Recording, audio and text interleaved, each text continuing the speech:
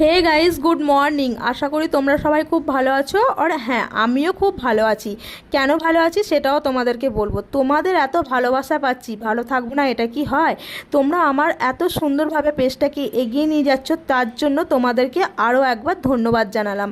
অসংখ্য ধন্যবাদ, কারণ 3 মাস হয়নি আমার 10,000 ফলোয়ার্স তোমরা কমপ্লিট করে দিয়েছো, আর এখনও বাড়ছে। তো থ্যাংক ইউ সো মাচ। আশা করছি তোমাদের কাছ থেকে লাইক, কমেন্ট, শেয়ার আমি সবই পাবো।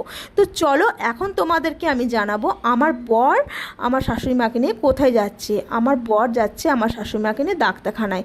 তো ওরা দুজন মিলে বেরিয়ে গেল। এবার আমাকে সব কাজ ছাড়তে হবে। তার আগে আমি বসেছি আমার ছেলেকে নিয়ে।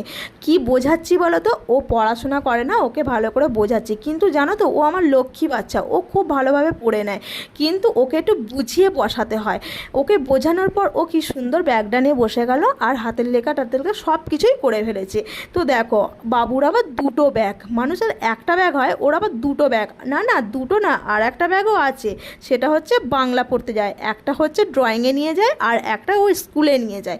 তো দেখো, আমি এখন হাঁটছি বলতে কোথায় যাচ্ছি বলো তো? দোকানে। ওই জেঠিমা আমাকে বলছে কোথায় যাচ্ছ, আমি জেঠিমাকে বলছি দোকানে যাচ্ছি। দোকানে যাচ্ছি আমি বাজার করতে। আসার পথে দেখছি যে আমাকে ডাকছে।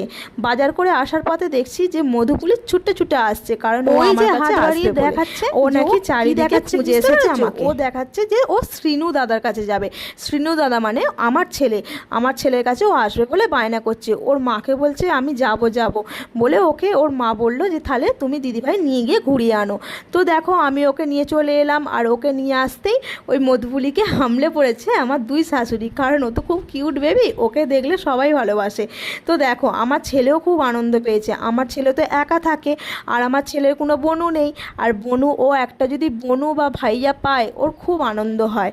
তো দেখো, ও মধুবনীকে দিয়ে আসার পর মধুবনীর কি কান্না, সেইটা আর তোলা হয়নি। সেই ভিডিওটা আমি ক্লিপ করতে ভুলে গিয়েছি। তো দেখো, এখন আমি আমার ছেলেকে জল গরম করে চান করিয়ে দিচ্ছি। আর দেখো, আজকে বাবুকে চান করানো হয়ে গেছে, আর এখানে এক গামলা আর এক বালতি কাঁচা পড়েছে। চলো, আকাশটা বেশ ভালো আছে, কাচবো। আর এখানে দেখো, ওর খিচুড়ি তৈরি হয়ে গেছে। ওকে এবার খাবারটা দিয়ে দিই, চলো।